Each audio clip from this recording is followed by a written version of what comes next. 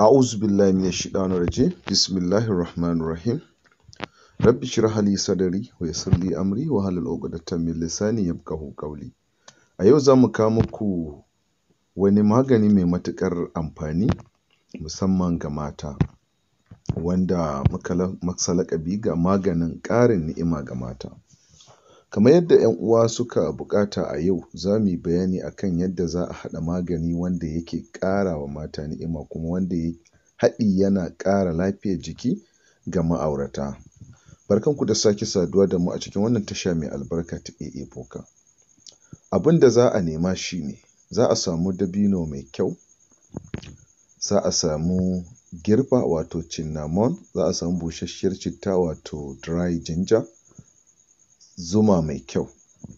Yadda za a haɗa su shi ne da farko za a yi blending ɗin dabino da ruwa kaɗan a zuba a cikin wani maɗauki mai kyau, sannan a kawo garin girfa kamar cokali 10, garin citta cokali 5 a zuba a ciki, sai a kawo zuma kamar kofi 1.5 a zuba a kai a cakuɗa sosai, sannan a riƙa shan cokali 2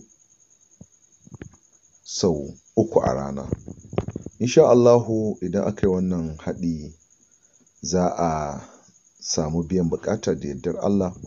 Kamar yadda muka gaya muku dai ga shi nan ba wani wahala ba ne kusan haɗa shi. Kamar yadda muka gaya muku mun ce abubuwan da ake haɗa ba su wuce dabino wato cinnamon ba, wato wacce aka fi sani da Hausa girfa, sannan sai ginger busasshiya ma'ana citta kenan busasshiya as usual, sai a samu zuma original, kar a je a samo ta base, sai a samu kamfani mai kyau ko kuma wanda ka yarda da zumar shi, ka tabbata ba mai mix ba ce, saboda majority ana samun irin wannan akasin. Ana neman magani sai a je a samo zuma mara kyau sai ka ga abu bai yiwu ba.